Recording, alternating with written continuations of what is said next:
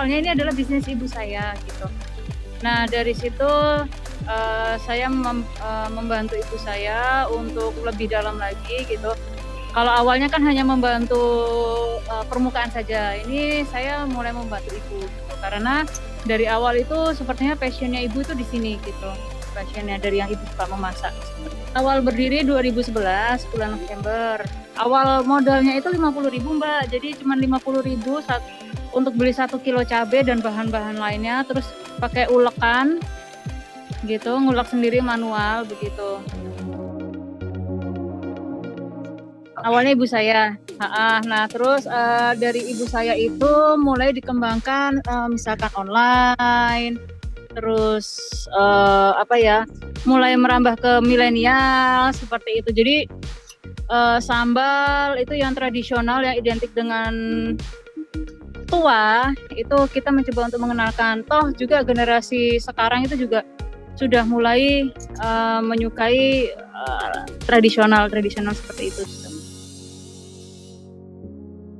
Produk kita tuh ada bumbu, ada sambal, terus ada kondimen juga gitu. Jadi sambalnya itu mulai dari sambal roa, cakalang, sambal Surabaya gitu, sambal bawang gitu.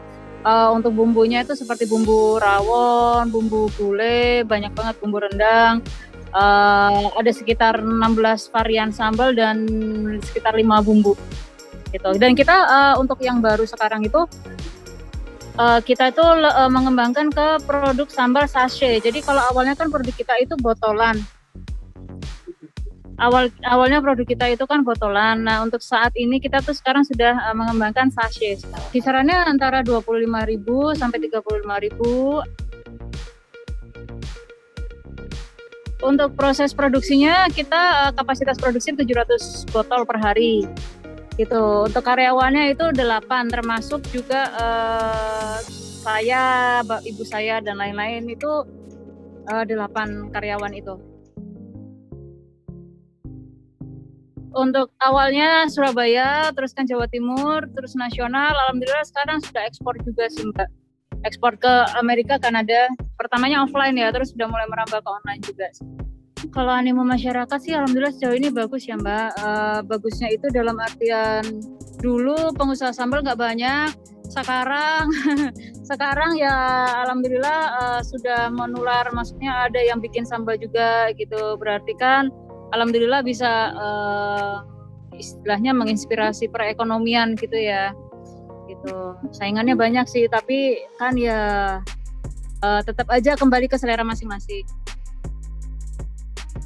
Kendala-kendala itu mulai dari misalkan bagaimana apabila cabai naik harganya, kemudian bagaimana dengan pandemi seperti ini, krisis yang ada, tapi kita kan tetap harus bisa survive. Jadi kadang itu banyak orang juga, wah omsetnya wah ya enggak juga, karena ada naik ada turun. Kadang kita memperoleh laba, kadang kita memperoleh kerugian seperti itu. Tapi itu kita lakukan, yang penting kita di pandemi ini kita bisa bertahan. Nah, seperti itu. Jadi mungkin kendala-kendalanya kayak angka pembelian menurun, berarti untuk produksinya kita tidak bisa setiap hari seperti dulu.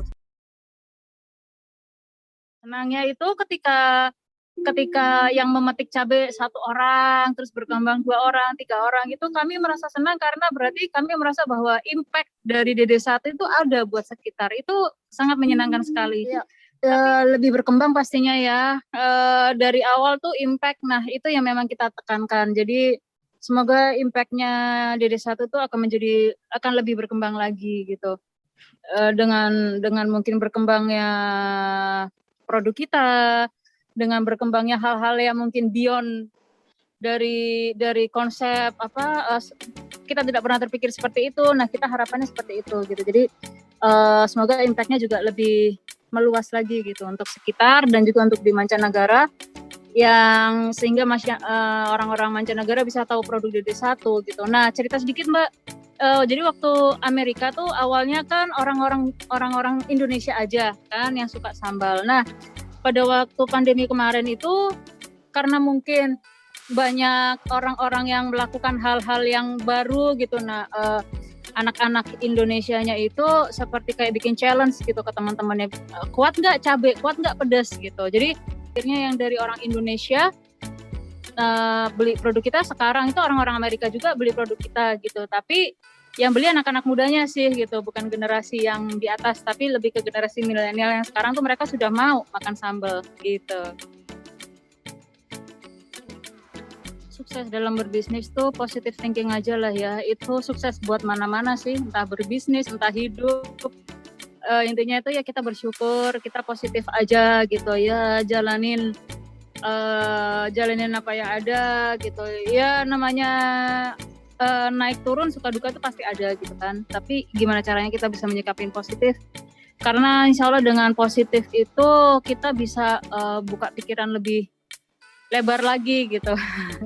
Dan ya semoga positifnya juga bisa yaitu tadi impact dari DD1 itu bisa kemana-mana, termasuk juga positifnya itu gitu. Jadi udahlah, nggak usah mikir lagi bersaing. Hari gini kita mikir bersaing, kita mikir positif aja. Yuk kita bisa survive bareng-bareng gitu.